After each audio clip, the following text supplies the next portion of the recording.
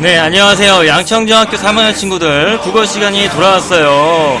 자, 이번에 2학기 수업이 시작하게 됐는데요. 음악과 함께 한번 시작을 해보겠습니다.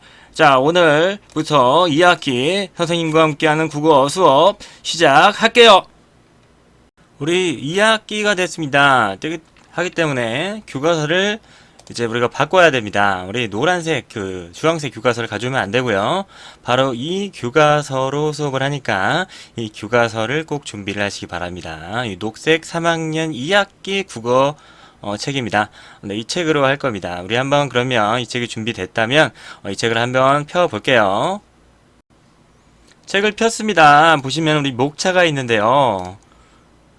4단원으로 이루어져 있고요.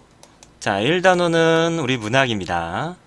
2단원은 논증과 설득해서 읽기, 듣기, 말하기입니다.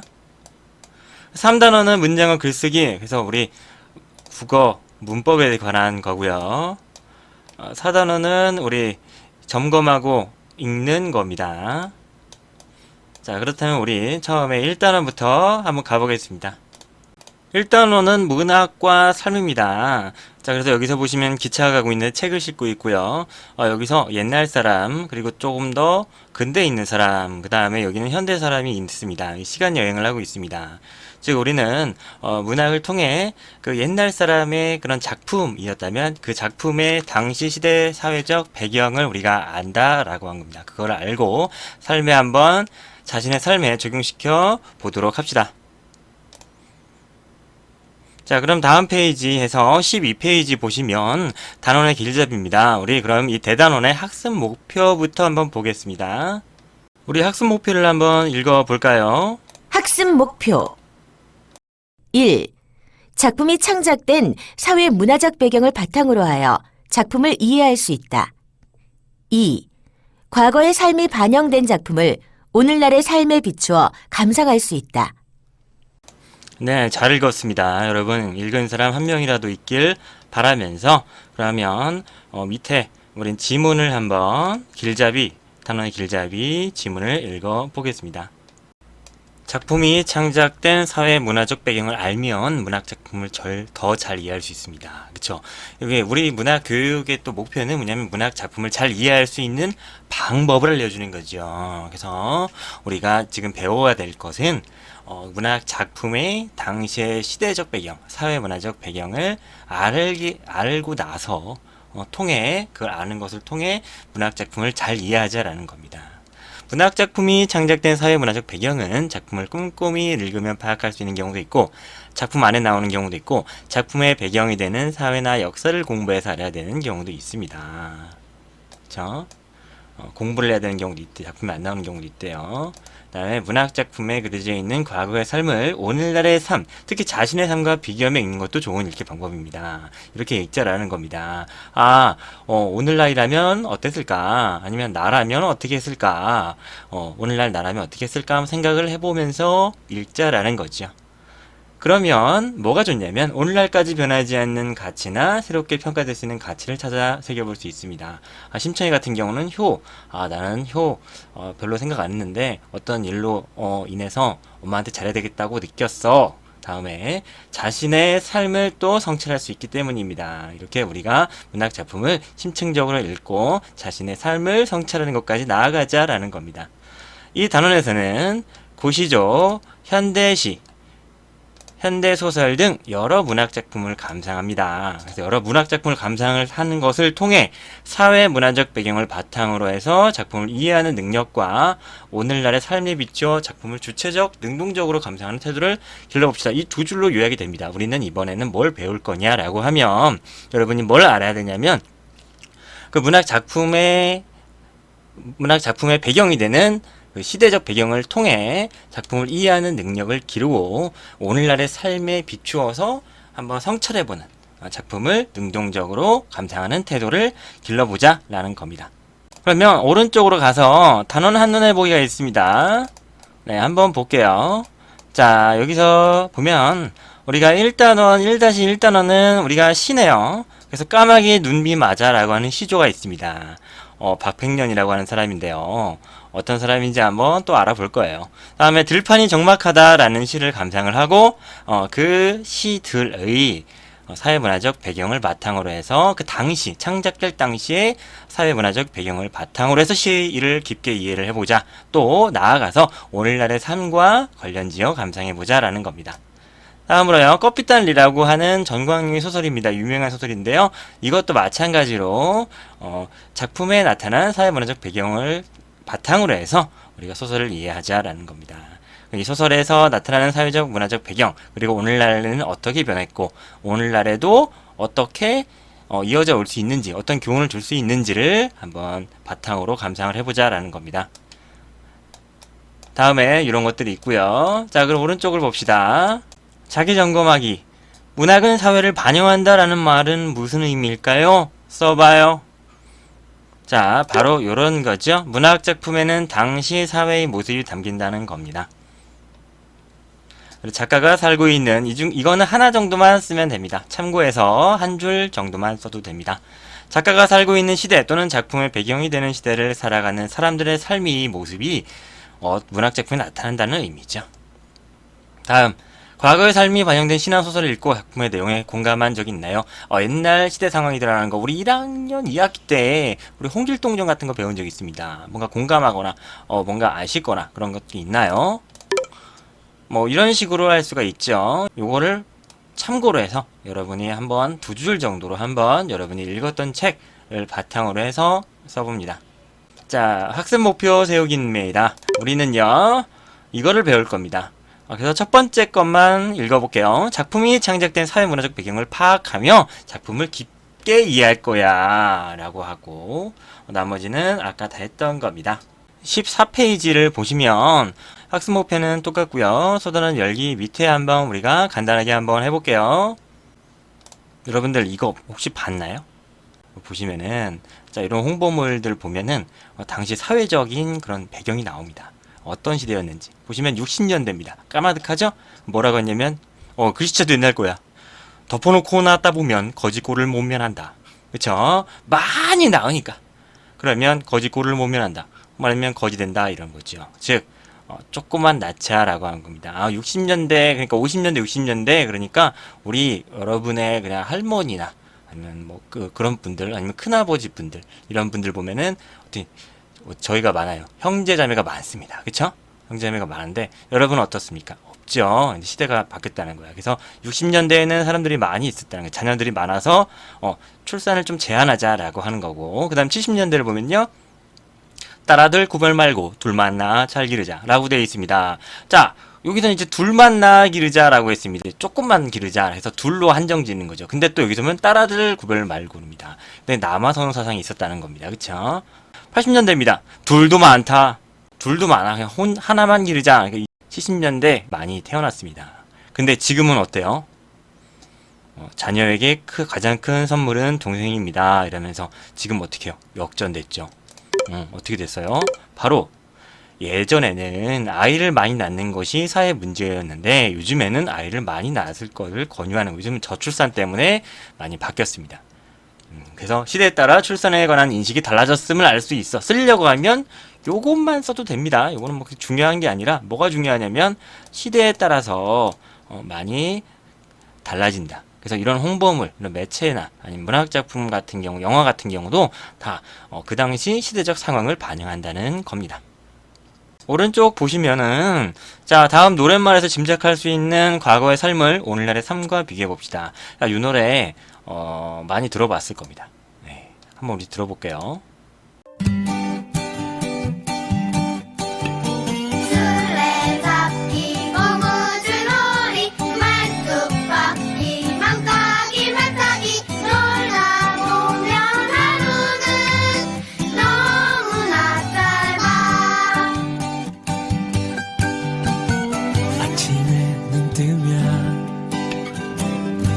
마을 앞 공터에 모여 매일 만나는 그 친구들 비싸고 멋진 장난감 하나 없어도 하루 종일 재미있었어.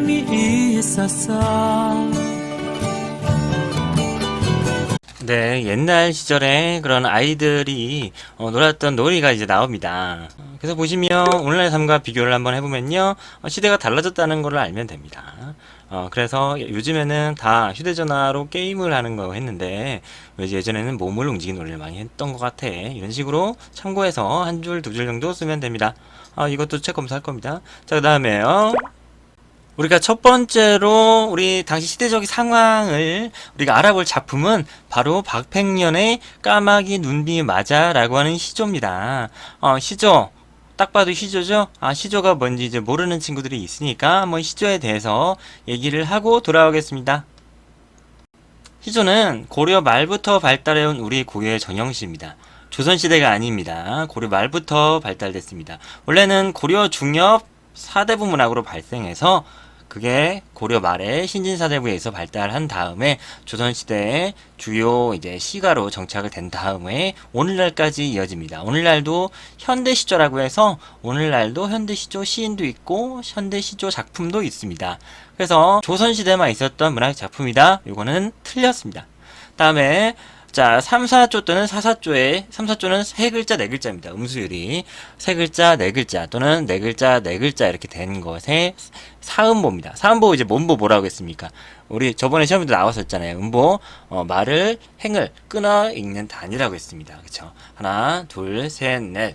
그 소리를 끊어 읽는 단위인데 그렇게 사음보 4개로 끊어 읽는다라는 겁니다. 다음에 3장 6구 45자 내외의 기본형입니다. 3장과 6개의 구, 그리고 45자 45글자에 플러스 마이너스 이 정도 1, 2 이 정도 됩니다. 기본형이 있고요. 그리고 중장입니다. 종장의 첫 음보는 3음절로 고정됐습니다. 그럼 도대체 이거 뭔지 잘 모르겠다 하는 사람들 보면요. 시조의 종류부터 보면 됩니다. 우리 아까 말했던 시조의 기본형인 3장 6구 45자 내외 플러스 마이너스 2 정도의 플러스 어느 정도 있지만 오늘 허용이 되어 있지만 기본 틀이 있습니다. 그래서 기본 틀 정해진 형태가 있다. 그래서 정형시입니다. 정형된 시조입니다. 바로 이런 식으로 산촌에 눈이 오니 돌길이 무채셔라 이렇게 해서 사음보로 되고 있고요. 근데 요거를 보시면 첫 번째 행을 초장, 두 번째 행은 중장, 가운데 중, 초는 이제 처음 초, 가운데 중, 다음에 종장, 끝종자에서 종료할 때 종장이라고 합니다. 그래서 초장, 첫 번째 행, 중장, 두 번째 행, 세 번째 행은 종장, 이렇게 3개 장으로 이루어진다. 그래서 초장이고요. 이거 3장이고요. 장이 3개죠? 3장. 그 다음에 6구는 구가 어떻습니까? 우리 구와 절 할 때는 구는 뭐라고 했어요? 두 덩어리 어절로 이루어진 게 구라고 했죠. 이 두 어절이 구입니다. 그래서 얘가 구입니다. 그러니까 1구 해서 1, 2, 3, 4, 5, 6. 그러니까 얘가 한 줄에 2개씩 3줄이니까 2 곱하기 3은 6, 6구 2말이야. 어려워하지 마요.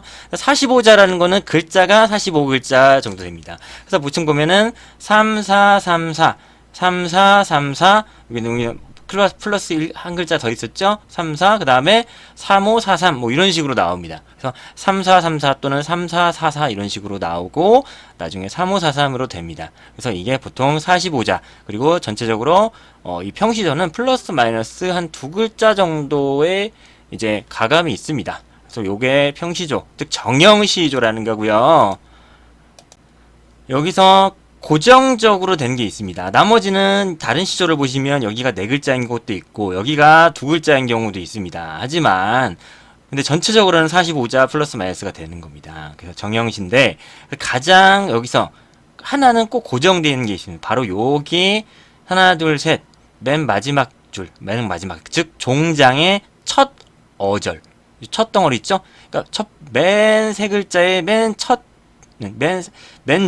밑에 줄의 첫 번째 칸, 여기 있는 것들이, 즉 종장의 첫 어절은 3음절로 고정되어 있습니다. 3글자로 고정되어 있습니다. 그래서 맨 왼쪽, 맨 밑에 맨 왼쪽에 보시면 요게는 항상 3글자로 되어 있습니다. 그래서 요런 시도 있습니다.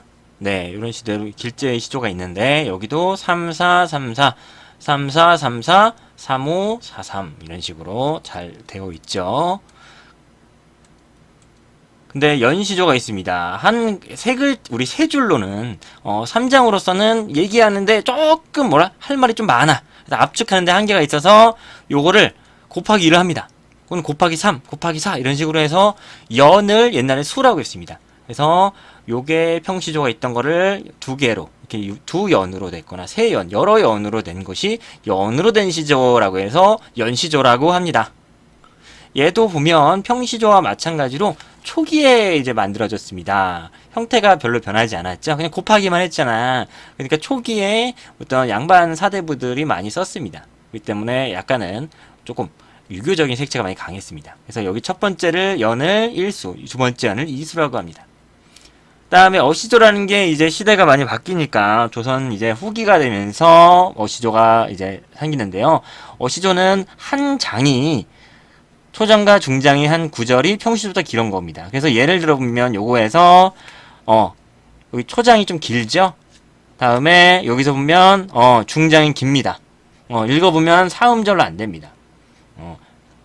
때문에 요 부분, 늘어난 부분들이 있다라는 겁니다.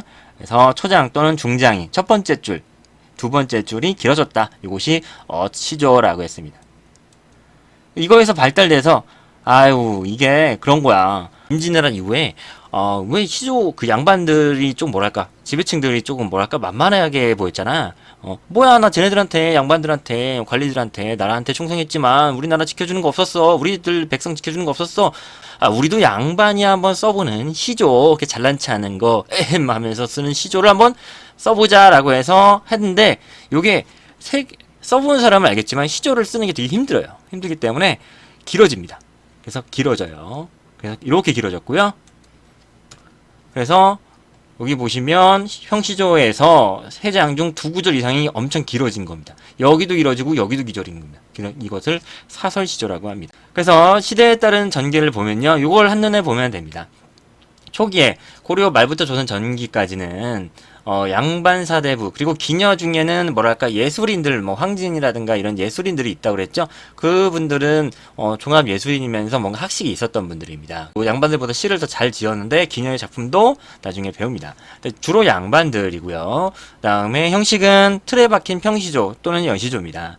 그다음에 유교적 이념, 충성, 절개 이런 것들에 대한 거, 지조 이런 것들에 대한 거고요. 또 강호 안정. 그다음에 이건 자연 친화적인 겁니다. 괄호가 안 되는데 우리 자연에 살고 싶다. 나 이 속세를 벗어나서 자연에 살고 싶다. 이런 겁니다. 양반들 잔호 살고 싶다 그런 건데 양반들이니까 맨날 글 공부하다가 지치니까 이제 자연에 살고 싶다. 관리직 하다가 지치니까 자연에 살고 싶다. 이런 거지. 어떻게 보면은 약간 이게 평민들 삶과는 좀 유리됐습니다. 근데 조선 후기에 와서 약간 평민까지 확대가 됐고요. 그래서 쓰다 보니까 길어져서 어시조, 그리고 엄청 긴 사설시조까지 형태가 무너지기 시작했습니다. 다음에 오히려 하다 보니까 어떻게 됐어요? 평민들도 쓰다 보니까 무슨 자연 한정 맨날 있는 게 자연인데 무슨 충성?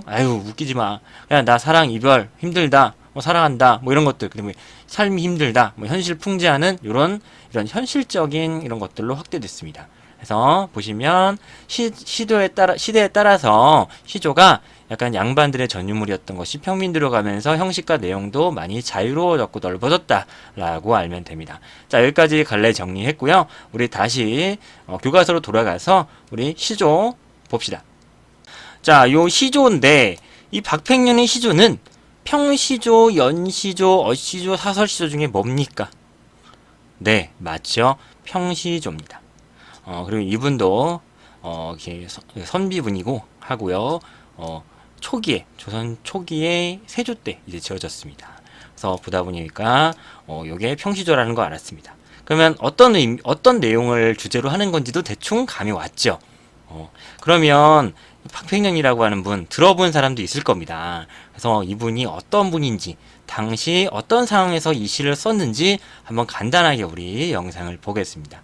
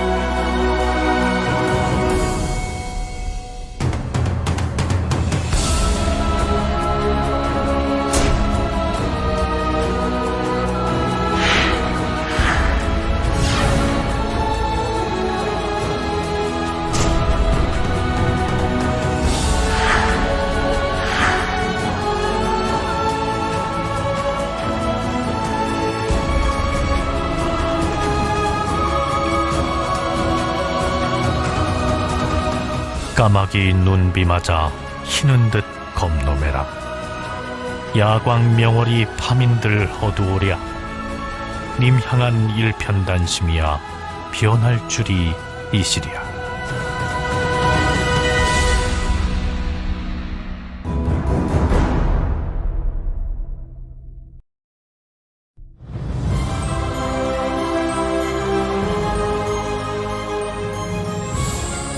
한 번 맹세한 충절을 끝까지 지킨 박팽년. 이 시대가 기억해야 할 한국의 정신입니다. 네, 여러분 영상 잘 봤나요?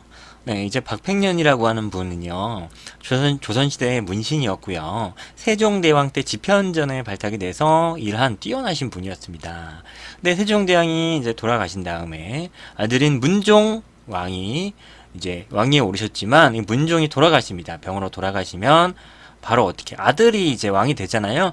이제 그 단종이라고 하는 분인데 어린 나이에 왕이 됐어. 하다 보니까 주변에서 세력을 가지고 있는 수양대군이라는 분이 삼촌이 조카인 단종의 왕위를 빼앗았습니다. 그래서 왕을 빼앗으니까 그 단종 복위 운동에 이 박팽년이라고 하는 분은 충신이니까 단종을 우리 복귀시키자. 왕으로 다시 하자. 진정한 왕이다.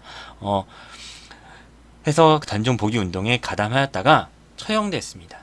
그래서 죽을 사, 여섯, 신하다. 충성스러운 6명의 신하다. 그래서 이 박팽년도 이제 사육신이라고 해서 충성의 어떤 충성과 절개를 지키는 어떤 인물이다라고 볼 수 있습니다.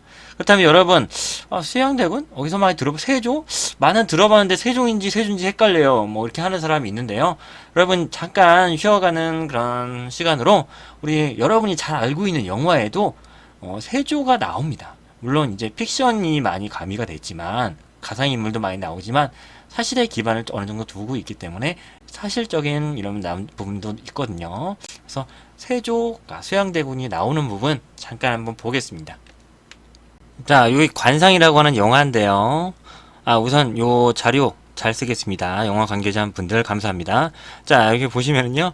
네, 여기서 이분이 이제 김종서라고 하는 이제 분이고요. 충신이고, 여기 있는 사람은 이제 허구의 인물이고요. 허구의 인물인 관상가가 허구의 인물로 나오는데, 여기서는 좀 재밌게 하기 위해서 이제 세조의 이제 수양대군의 어떤 관상을 한번 보게 됩니다. 이 사람이 역모를 할 사람인지 아닌지 한번 보게 합니다.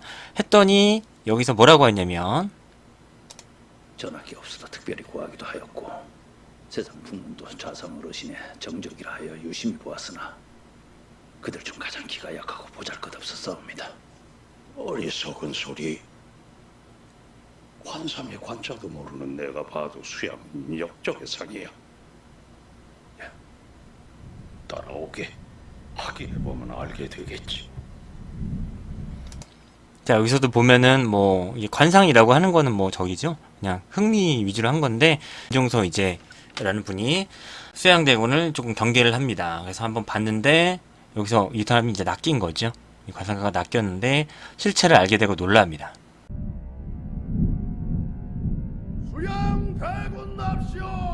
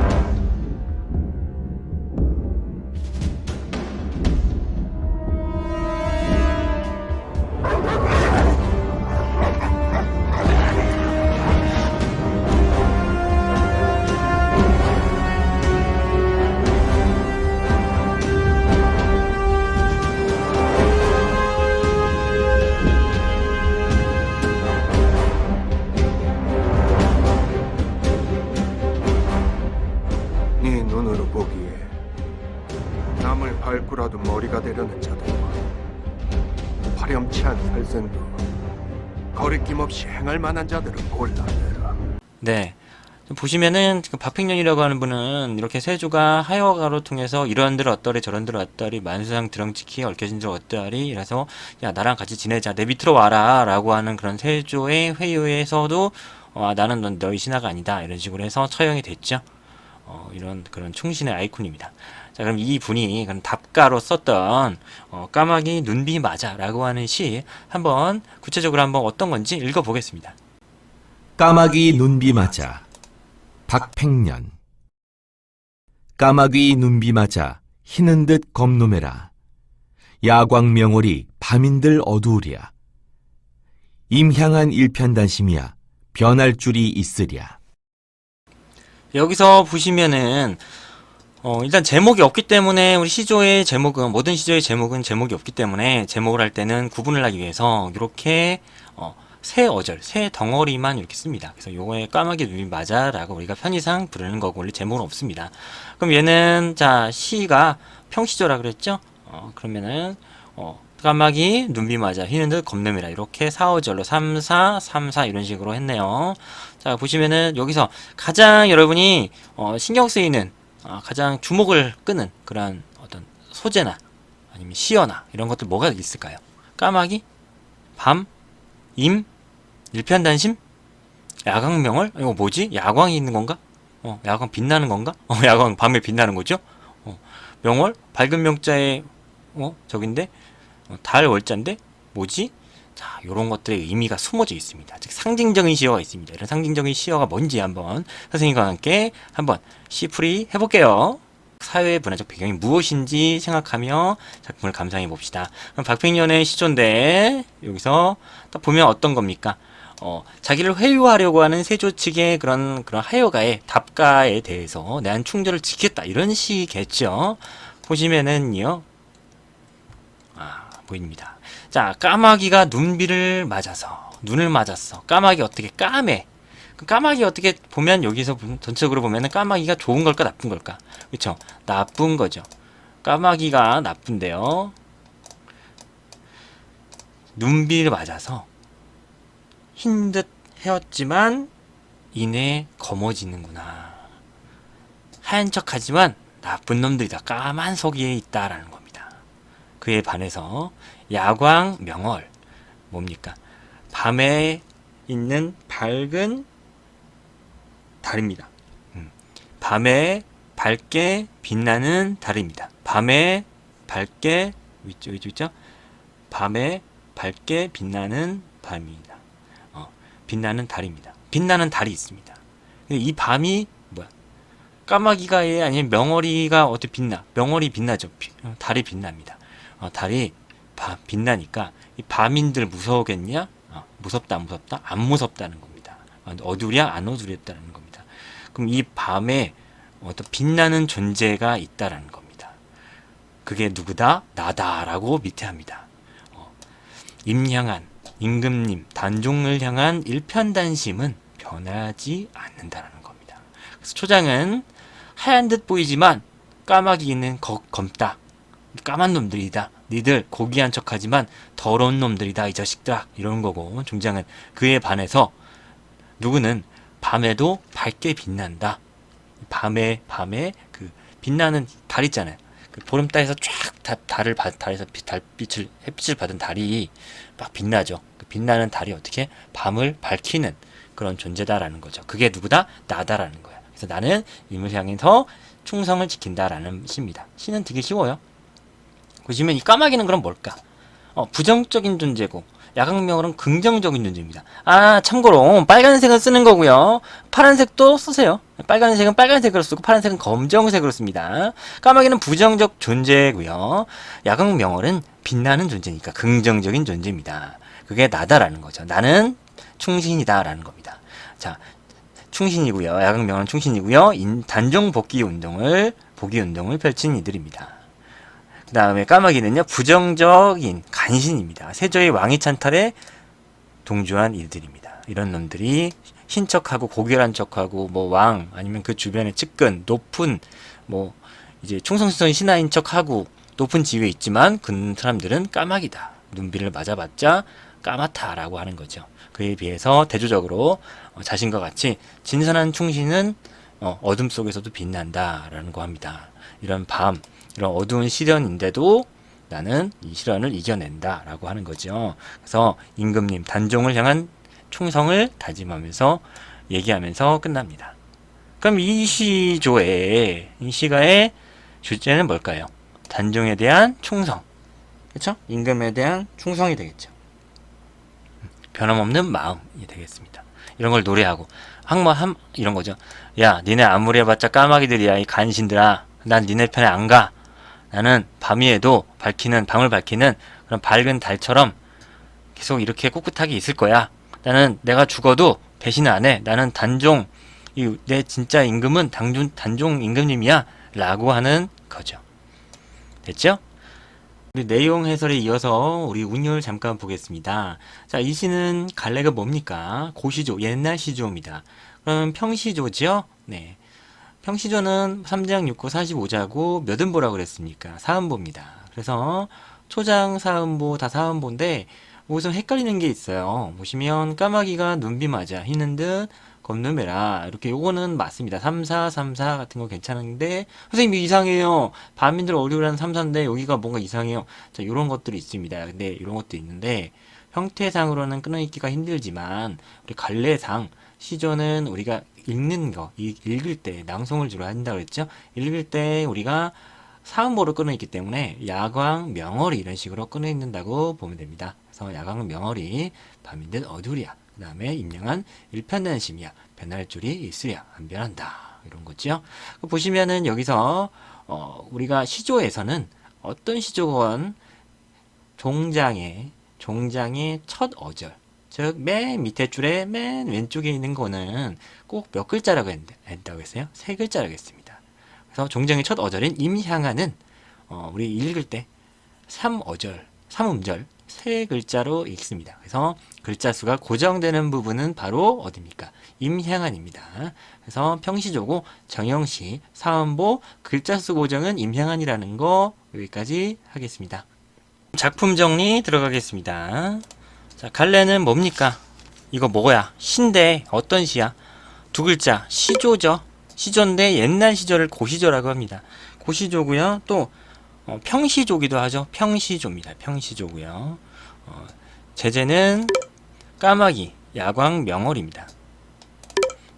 자, 임을 향한 변함없는 마음, 충성, 절개, 지조 이런 것들을 강조하고 있습니다. 자, 특징은요. 까마귀와 야광, 명월이 각각 대조적인 의미를 상징한다는 거죠. 상징적 소재인 까마귀와 부정적인 간신, 야광명월, 충신, 긍정적인을 대비해서 크게 비교해서 주제를 강조했다. 그러니까 그냥 내가 야광명월만 얘기했으면은 좀 그런 건데 니들 그 까마귀 득실거리는 그 까마귀의 그 대조적인 이미지로 비교했기 때문에 크게 비교해서 주제를 강조했습니다. 니네보다는 이 밝은 내가 오히려 내 마음이 더 이제 오래 갈 것이다. 이렇게 하는 거죠. 그 다음에 서리법을 써서 하자의 의지를 강조했습니다. 자, 서리법은 바로 자, 여기 있는 건데 여기 있는 부분이 그 끝에 봐서 야광 명월이 밤인들 어둡겠느냐 라는데 어둡겠는가 이건데 어둡겠는 게 어두울까? 이렇게 물어보는 게 아니죠. 어둡지 않는다. 굴하지 않는다. 밝게 비친다 이런 말이고요. 임금님을 향한 일편단심은 변할 줄이 있으랴. 변하겠느냐? 나 변할까? 이렇게 물어보는 거 아니지. 변하지 않는다라는 겁니다. 그래서 의문문을 설치해서 평서문을 의문문으로 변형시켜서 이 의미를 변화시켜서 강조하는 거죠. 어둡지 않는다. 근데 자신의 그런 충성을 또 강조하고 있습니다. 서리법을 사용했고요. 그 다음에 요거는 아까 썼지만 대조적인 의미를 가지고 있고 이 까마귀나 야광명월은 상징적인 시어다라고 했습니다. 상징법과 서리법이 있습니다. 그래서 우리 여기까지 했습니다. 자, 뭐 궁금한 점 있으면요, 우리 게시판에 올리면 됩니다. 올리면 되고요. 자, 여기서 여기까지 다 했으니까 오늘은 여기까지 하고 마무리하겠습니다. 오늘 여러분 너무 고생했어요. 네, 오랜만에 수업 들으니까 어때요? 힘든가요? 뭐 방학은 짧지만 어쩔 수 없는 거죠. 자, 자, 그 다음에 우리가 여러분 시험 볼 때까지만 조금 참으십시다. 참고요. 네, 힘든 거는 지나가기 마련입니다. 여러분 모두 힘내요.